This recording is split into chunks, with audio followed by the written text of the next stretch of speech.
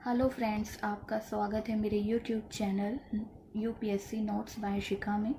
आज से हम आपके प्राचीन भारतीय इतिहास के एक एक करके टॉपिक्स कवर कराएंगे। उससे पहले आपको प्राचीन भारतीय इतिहास के स्रोत के विषय में जानकारी लेना बहुत ज़रूरी है। आज हम प्राचीन भारतीय इतिहास के स्रोत के विषय में आपको पढ़ाएंगे और आपसे आशा है कि आप अपना एक रजिस्टर बना लें और साथ साथ अपने नोट्स उसमें बनाते चलें। शुरू करते हैं प्राचीन भारतीय इतिहास के स्रोत। उससे पहले आप जान लेंगे कि भारतीय पुरातत्व शास्त्र के पितामह सर अलेक्जेंडर कनिंघम हैं। सिक्कों के अध्ययन को प्राचीन इतिहास में न्यूमिस्मेटिक्स कहा जाता है और अभिलेखों के अध्ययन को एपिग्राफी कहा जाता है। प्राचीन भारत के अधिकांश अभिलेख पाषाण शिलाओं, स्तंभों, ताम्रपत्रों, दीवारों व प्रतिमाओं पर उत्कीर्ण हैं। सबसे प्राचीन अभिलेख मध्य एशिया के बोगज कुई से प्राप्त हुए हैं, जिस पर वैदिक देवताओं में मित्र, वरुण, इंद्र, नासत्य के नाम हैं। तो भारत में सबसे प्राचीन अभिलेख अशोक के हैं, जो 300 ईसा पूर्व के लगभग हैं। अभिलेखों के आधार पर अशोक का इतिहास लिखने का सफल प्रयास D.R. भंडारकर ने सर्वप्रथम किया, लेकिन सर्वप्रथम 1837 में जेम्स प्रिंसेप ने ब्राह्मी लिपि में लिखित अशोक के अभिलेख को पढ़ा था। गैर सरकारी लेखों में यवन राजदूत हेलियोडोरस का वेसनगर से प्राप्त अभिलेख, जो कि गरुड़ स्तंभ लेख है, जिससे 2री शताब्दी ईसा पूर्व में मध्य भारत में भागवत धर्म के विकसित होने का प्रमाण मिलता है। तो सबसे पहले इतिहास को 3 भागों में बांटने का श्रेय जर्मन इतिहासकार क्रिस्टोफ सेलियरस को दिया जाता है। हड़प्पा और मोहनजोदड़ो की खुदाई से प्राप्त भवनों से 8000 साल पुरानी सिंधु सभ्यता का पता चलता है। अतरंजी खेड़ा की खुदाई से पता चलता है कि देश में लोहे का प्रयोग 1000 ईसा पूर्व के लगभग प्रारंभ हो गया था। यानी लोहे का प्रयोग 1000 ईसा पूर्व के आसपास उत्तर वैदिक काल से शुरू हुआ था। भारत के अतिरिक्त दक्षिण पूर्व एशिया के अनेक द्वीपों से हिंदू संस्कृति से संबंधित स्मारक मिलते हैं, जिसमें जावा के बोरोबुदुर स्तूप, जो महायान बौद्ध धर्म से रिलेटेड हैं, कंबोडिया के अंकोर वाट मंदिर। अब हम आपको एक बेसिक जानकारी देना चाहेंगे कि नॉर्थ इंडिया में नागर शैली प्रचलित थी और मिडल इंडिया में बेसर शैली और साउथ इंडिया में द्रविड़ शैली वास्तुकला की उसमें प्रचलित थी। अब सिक्कों के विषय में जानकारी हासिल करें थोड़ी बहुत, तो सामान्यतः 206 ईसा पूर्व से 300 ईस्वी तक के भारतीय इतिहास का ज्ञान हमें मुद्राओं की सहायता से ही प्राप्त होता है। कुछ मुद्राओं पर तिथियां भी खुदी हुई हैं, जिससे कालक्रम निर्धारण में मदद मिलती है, जिससे हमें पता चलता है कि ये किस काल में बने हुए हैं। प्राचीन सिक्के तांबा, चांदी, सोना और सीसे धातु के बने हुए हैं। प्राचीनतम सिक्कों को आहत सिक्के भी कहा जाता है, या इन्हें पंचमार्क सिक्के भी कहते हैं, जो ईसा पूर्व 5वीं सदी के हैं। ठप्पा मारकर बनाए जाने के कारण ही भारतीय भाषा में इन्हें आहत मुद्रा कहा जाता है। अब पंचमार्क या आहत सिक्कों पर पेड़, मछली, सांड, हाथी, अर्धचंद्र आदि चिन्ह बने होते हैं। सर्वाधिक सिक्के मौर्योत्तर काल में बने हैं। दोस्तों, जैसे हम आपको ये नोट्स में एक एक पॉइंट्स बता रहे हैं, जैसे पंचमार्क आहत सिक्कों पर क्या क्या बना होता है, कौन कौन से चिन्ह होते हैं, तो ये डायरेक्ट आपसे प्रीलिम्स में पूछ लिया जाता है। तो हमने नोट्स उसी प्रीलिम्स और मेंस दोनों के हिसाब से तैयार किए हैं। तो सर्वाधिक सिक्के मौर्योत्तर काल में बने हैं और सातवाहनों ने सीसे के और गुप्त शासकों ने सोने के सर्वाधिक सिक्के जारी किए, और सर्वप्रथम सिक्कों पर लेख लिखने का कार्य यवन शासकों ने आरंभ किया। अब बात करते हैं मूर्तियों की। और मूर्तियों का निर्माण कुषाण काल से आरंभ होता है। कुषाण कालीन मूर्तियों पर वैदेशिक प्रभाव है, जबकि मथुरा कला जो है वो पूर्णतः स्वदेशी है। अब बात करते हैं चित्रकला। अजंता के चित्रों में मनोभावों की सुंदर झलक मिलती है। जिसमें माता व शिशु, मरणासन राजकुमारी जैसे चित्रों से गुप्त काल की कलात्मक उन्नति का पूर्ण आभास मिलता है। यानी अजंता की गुफाओं में माता शिशु का चित्र और मरणासन राजकुमारी का चित्र बनाया गया गुप्त काल में अजंता की गुफाओं में। तो ये भी आपसे डायरेक्ट पूछ लिया जाता है कि माता व शिशु और मरणासन राजकुमारी का चित्र किन गुफाओं में देखने को मिलता है और कौन से शासन काल में ये बनाया गया था। बोधिसत्व पद्मपाणि का चित्र सर्वाधिक प्रसिद्ध चित्रकारी है जो अजंता की गुफा में है। ये हम आपको एक बेसिक जानकारी दे रहे हैं जिससे आपको आगे पढ़ने में आसानी होगी। वैसे तो हर एक विद्यार्थी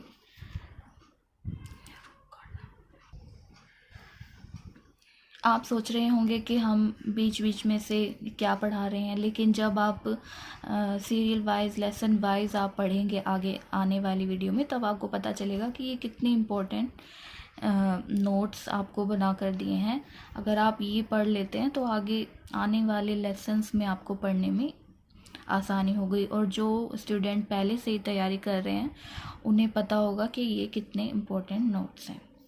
तो अब बात करते हैं मोहरों की। तो धार्मिक, व्यापारिक, आर्थिक जीवन का ज्ञान हमें मोहरों से प्राप्त होता है।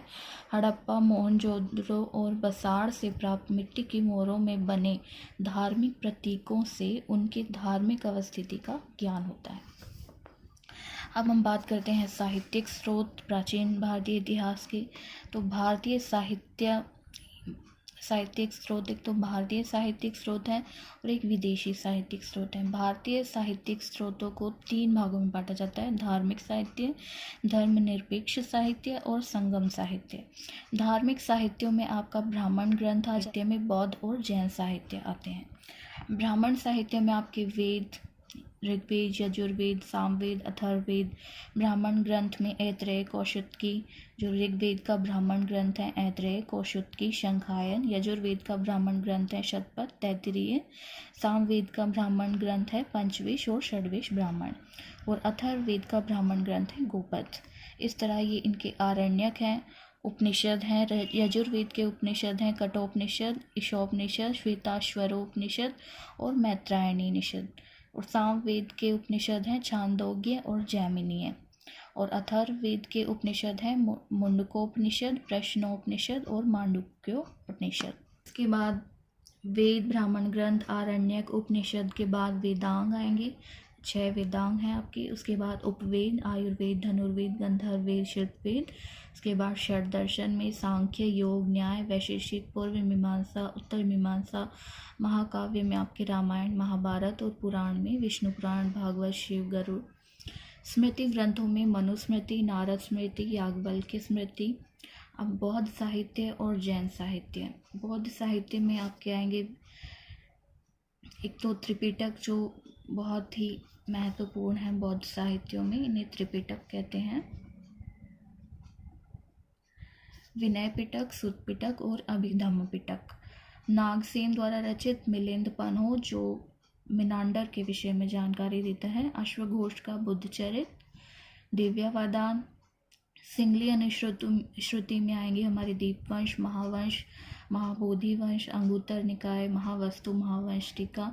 तो ये सब बौद्ध साहित्य हैं। आपको इन्हें सीरियल वाइज आप अगर पढ़ते हैं, वैसे तो बीच बीच में दिए जाते हैं, लेकिन हमने आपको, ताकि आपको अच्छे से याद रहें, इसलिए सीरियल वाइज आपको अवेलेबल कराए हैं। इसके बाद जैन साहित्य में हेमचंद्र का परिशिष्ट पर्वन, भद्रबाहु का कल्पसूत्र और भगवती सूत्र, कालिका पुराण। वाली वीडियोस में बताएंगे। सर्वप्रथम संगम साहित्य के बारे में हम आपको आने वाली वीडियोस में बताएंगे। सर्वप्रथम भारतवर्ष का उल्लेख हाथी गुम्फा अभिलेख में मिलता है। सती प्रथा का पहला लिखित प्रमाण एरन अभिलेख में मिलता है। सर्वप्रथम भारत पर हुण आक्रमण की जानकारी हमें भीतरी स्तंभ लेख से मिलती है।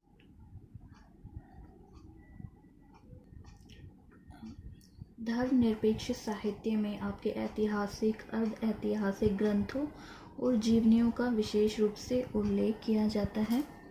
धर्मनिरपेक्ष साहित्य में हमारा आता है पाणिनि का अष्टाध्यायी, जो कि एक व्याकरण ग्रंथ है। यहाँ पे लिखा है रचनाकार रचना, उसके बाद विशेष तथ्य। ये रचनाकार हैं पाणिनि और इनकी रचना है अष्टाध्यायी, और इसका विशेष तथ्य है ये है कि ये एक व्याकरण ग्रंथ है।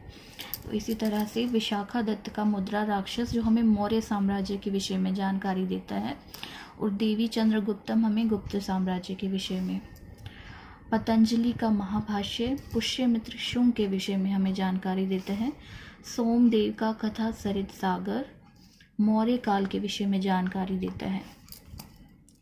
क्षेमेंद्र का बृहत कथा मंजरी भी मौर्य काल के विषय में जानकारी देता है। कौटिल्य का अर्थशास्त्र भी मौर्य काल के विषय में हमें जानकारी देता है। कामंदक का नीतिसार गुप्तकालीन राजतंत्र के विषय में जानकारी देता है। कालिदास का मालविकाग्निमित्रम हमें शुंग काल के विषय में जानकारी देता है। इसके अलावा कालिदास की रचनाएं हैं विक्रमो वर्षियम, ऋतु संहार, अभिज्ञान शकुंतलम, कुमार संभव, रघुवंश, मेघदूत। शूद्रक का मृच्छकटिकम हमें गुप्तकालीन समाज का मृच्छकटिकम में गुप्तकालीन समाज का वर्णन किया गया है। बाणभट्ट का हर्षचरित कादम्बरी में हर्ष की उपलब्धियों का वर्णन किया गया है। संध्याकर नंदी द्वारा रचित रामचरित जो बंगाल के शासक रामपाल के जीवन के विषय में हमें जानकारी प्रदान करता है। चंदर बरदाई का पृथ्वीराज रासो पृथ्वीराज चौहान की उपलब्धियों का वर्णन करता है। कल्हण का राज सरंगनी में कश्मीर के राजवंशों की हमें क्रमबद्ध जानकारी मिलती है। कात्यायन की वर्तिका, अश्वघोष का बुद्धचरित, वात्स्यायन द्वारा रचित कामसूत्र, वाकपति का गौडवोहू, विल्हण का विक्रमादेव चरित, हेमचंद्र का कुमारपाल चरित, जयानक का पृथ्वीराज विजय, भवभूति का उत्तर रामचरितम, भास का स्वप्नवास वदता उरुभंग जिसमें भीम दुर्योधन की कहानी दी गई है। हर्षवर्धन द्वारा रचित रत्नावली जिसमें पहली बार होली त्योहार का उल्लेख किया गया है। नागानंद प्रियदर्शी का, हर्षवर्धन ने ये कवि द्वारा लिखवाई थी, लेकिन ये रचना हर्षवर्धन की है। उस कवि का नाम है धावक, जिन्होंने इनकी रचना की। जयदेव का गीत गोविंद, उत्संग का योगाचर, भारवी का किरातार्जुनियम, माघ का शिशुपाल वध, पिंगल द्वारा रचित गणित पर पुस्तक, चरक की चरक संहिता जो चिकित्सा पर बहुत ही महत्वपूर्ण पुस्तक है। सुश्रुत का सुश्रुत संहिता शल्य क्रिया पर है, जिसमें 121 प्रकार के शल्य सुश्रुत का सुश्रुत संहिता जो शल्य क्रिया पर है, जिसमें 121 प्रकार के शल्य उपकरणों का वर्णन किया गया है। माधव का माधव निदान जो रोग विज्ञान पर है। वराह मिहिर द्वारा रचित पंच सिद्धांतिका और बृहत संहिता। पंच सिद्धांतिका गणितीय खगोल विज्ञान पर आधारित है और बृहत संहिता ग्रहीय चाल भूविज्ञान और वास्तुकला पर आधारित है। आर्यभट्ट का आर्यभट्टियम खगोल विज्ञान और गणित पर और सूर्य सिद्धांत है। लगधा का वेदांग ज्योतिष, ब्रह्मगुप्त का ब्रह्म सिद्धांत, सिद्ध सेन का न्यायावतार, विष्णु शर्मा का पंचतंत्र और बाघभट्ट का अष्टांग संग्रह। दोस्तों, तो ये आपके ये धर्मनिरपेक्ष साहित्य है, इसके बारे में हमने आपको अभी जानकारी दी। अब हम आपको विदेशी साहित्य के बारे में बताएंगे। अभी तक हमने भारतीय साहित्य पढ़ा। भारतीय साहित्य में हमने ब्राह्मण साहित्य पढ़ा। ब्राह्मण साहित्य में वेदों के बारे में पढ़ा। ब्राह्मण साहित्य में भारतीय साहित्य में हमने बौद्ध और जैन साहित्य के बारे में पढ़ा। उसके बाद हमने धर्मनिरपेक्ष साहित्य पढ़ा। हम विदेशी साहित्य के बारे में बताएंगे। तो विदेशी साहित्य में टेसियस जो था वो ईरान का राजवैद्य था। इसने कल्पित और अविश्वसनीय कहानियाँ बताई जो इतनी महत्वपूर्ण नहीं थी। हेरोडोटस को इतिहास का पिता कहा जाता है। इन्होंने 5वीं सदी में हिस्टोरिका नामक पुस्तक की रचना की, जिसमें भारत और फारस के संबंधों का वर्णन किया गया है। निरियाकस, ओनेसिक्रिटस, अरिस्टोबुलस, जो सिकंदर के साथ आने वाले 3 लेखक हैं, निरियाकस, ओनेसिक्रिटस और अरिस्टोबुलस। मेगास्थनीज द्वारा रचित इंडिका। मेगास्थनीज सेल्यूकस निकेटर का राजदूत था, जिसने इंडिका में मौर्यकालीन समाज और संस्कृति का वर्णन किया है। डायमेक्स सीरियन नरेश एंटियोक्स का राजदूत था, और डायमेक्स जो था वो बिंदुसार के राज दरबार में भेजा गया था सीरियन नरेश एंटियोकस द्वारा। डायनोसिस मिस्र नरेश टॉलमी फिलाडेल्फस का राजदूत था, ये भी बिंदुसार की राज दरबार में भेजा गया था। प्लिनी प्रथम सदी में, प्लिनी की रचना है नेचुरल हिस्ट्री, जिसमें भारत के पशु, पौधे और खनिजों की जानकारी हमें मिलती है। टॉलमी ने ज्योग्राफी की रचना की है, ज्योग्राफी नामक पुस्तक की। उसके बाद मध्य काल में अब अगर हम आएंगे तो इसके बाद फाहियान 5वीं सदी में, चंद्रगुप्त द्वितीय के समय में इन्होंने भारतीय सामाजिक, सांस्कृतिक और आर्थिक जीवन का वर्णन किया है। हीन सांग जो था वो हीन सांग 7वीं सदी में हर्षवर्धन के समय में भारत आया था, और हीन सांग की प्रसिद्ध रचना है CU की। इत्सिंग भी 7वीं सदी के अंत में भारत आया, और इन्होंने नालंदा विक्रमशिला विश्वविद्यालय और अपने समय के भारत का वर्णन किया है। अब मध्यकाल में अल-बरूनी 11वीं सदी में भारत आया महमूद गजनवी के साथ। इनकी महत्वपूर्ण पुस्तक है तहकीक-ए-हिंद या किताब-उल-हिंद, जो अरबी भाषा में लिखी गई है। एडवर्ड साची ने 1888 में इंग्लिश में इस किताब का अनुवाद किया। एडवर्ड साची ने इंग्लिश में 1888 में तहकीक-ए-हिंद किताब-उल-हिंद का अरबी भाषा से इंग्लिश भाषा में अनुवाद किया। इब्न बतूता का यात्रा वृत्तांत है रेहला, ये भी अरबी भाषा में है। इसमें 14वीं सदी के भारत के सामाजिक सांस्कृतिक जीवन का वर्णन किया। सुल्तान मोहम्मद बिन तुगलक ने इसे दिल्ली में काजी के पद पर नियुक्त किया, बाद में अपना राजदूत बनाकर चीन भेजा। दोस्तों, ये तो हमने आपको छोटी मोटी जानकारी दी है प्राचीन भारतीय इतिहास के स्रोत के विषय में। अब हम आपको डिटेल में ब्राह्मण साहित्य पढ़ाएंगे, इसके बाद बौद्ध और जैन साहित्य पढ़ाएंगे, और इसके बाद हम सिंधु सभ्यता के बारे में आपको नोट्स के साथ आपको जानकारी देंगे। धन्यवाद दोस्तों। इससे पहले हमने प्रीलिम्स और मेंस के बारे में आपको जानकारी दी है कि आपको किन किन टॉपिक्स पर ज़्यादा फोकस रखना है, तो आप हमारी पहली और दूसरी वीडियो देख सकते हैं। हमने आपको प्राचीन भारतीय इतिहास के स्रोत के विषय में जानकारी दी। अब नेक्स्ट वीडियो का इंतज़ार कीजिए, और हमारे इस वीडियो को ज़्यादा से ज़्यादा लाइक कीजिए, शेयर कीजिए, और हमारे चैनल को सब्सक्राइब कीजिए। Thank you.